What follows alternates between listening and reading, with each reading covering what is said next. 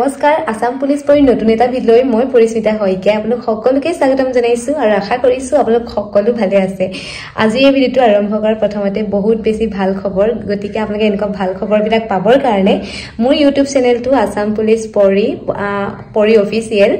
চেনেলটো please subscribe কৰি লব আৰু লগতে লাইক কমেন্ট আৰু লগতে শেয়াৰ কৰি দিব আনকো যাতে এনেকুৱা ধৰণৰ ইনফৰমেশ্যন আপোনালোকে পাই যায় আৰু আজি আসলতে বহুত এটা ভাল খবৰ হয় কাৰণ যিসকলে অসম পুলিচ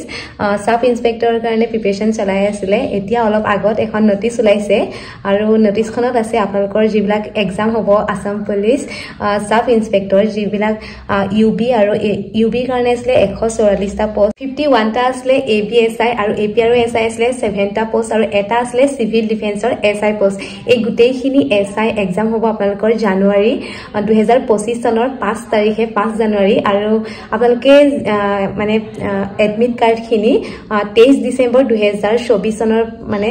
এই ডিসেম্বৰ 23 তাৰিখৰ পৰা 11টা বজাৰ পৰা আপোনালোকে ওয়েবসাইটত গৈ পেনি নিজৰ ডেট অফ বাৰ্থ আৰু এপ্লিকেশন নাম্বাৰটো দি পেনি আপোনালোকে এডমিটখিনি ডাউনলোড কৰিব পাৰিব বহুতেই ভাল খবৰ এটা মইতো আজি দিনতে এটা আপলোড কৰিছিল অসম পুলিচৰ মানে এক্সাম বিলাক কেতিয়া হ'ব বুলি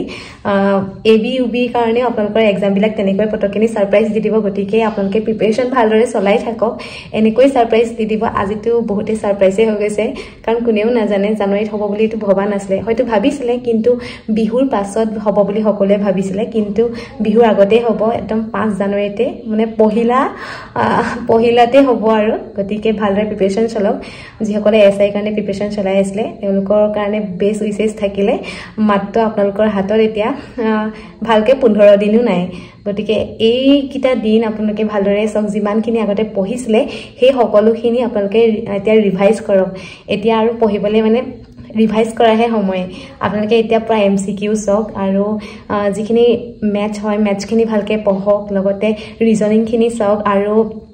যিখিনি আসলে আপোনালোকৰ জিকে হে জিকে খিনি ভালদৰে পঢ়ক এবাৰ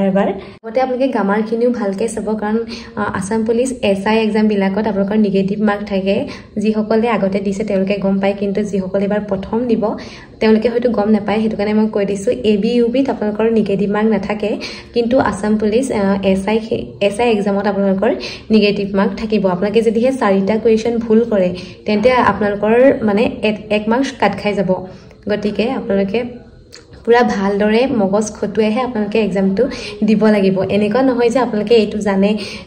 এইটো টিক মাৰ্ক দিলে এইটো নাজানে অলপ কনফিউজ হৈ আছে হেতুটো টিক মাৰ্ক দিয়ে হেতু নকৰিব আপোনালোকে যেটো জানে পুৰা ভালদৰে আপোনালোকে হেতুহে কৰিব যেটো কনফিউজ লাগি থাকে হেতু লাগিলে আপোনালোকে নকৰিবই কাৰণ আপোনালোকে ইনে মাৰ্কসটো জুৱাই দিয়া হ'ব নিজৰ মানে মাথাতে নিজে আৰু মাৰি দিয়া হ'ব আৰু গতিকে ভালদৰে পঢ়ি শুনি যাব আৰু ভালদৰে এই কিটা দিনেই প্ৰিপাৰেচন কৰক এই 10 দিন পাই বা 15 দিন পাই গতিকে মই কৈছিলে সাৰপ্ৰাইজ দি দিলে ন আপোনালোকক এবি আৰু ইউবি কাৰণে আপোনালোকৰ হয়তো ডিসেম্বৰতে হয় আহি যাবও পাৰে ফিজিক্যাল কাট অফৰ লিষ্টটো আৰু এক্সামও আপোনালোকৰ এনেকৈ ফেব্ৰুৱাৰী ভিতৰতে হৈ যাব পাৰে গতিকে এসআই খিনি হোৱাৰ পাছতে আপোনালোকৰ এবি ইউবি হ'ব কিন্তু আগতে আসাম পুলিচ মানে এবি ইউবি লগতে হৈ যায় মানে আগবেলা হয় এসআই আৰু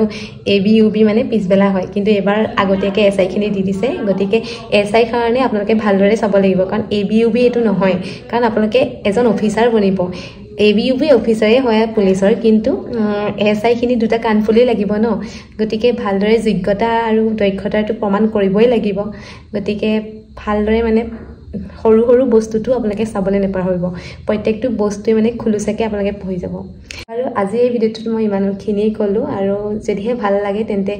শেয়াৰ কৰিব লগতে সাবস্ক্ৰাইব কৰিব লগতে লাইক এটা আৰু কমেন্ট এটা কৰি মোক অলপ সাহস দিব আহিছো তেন্তে জয় হিন্দ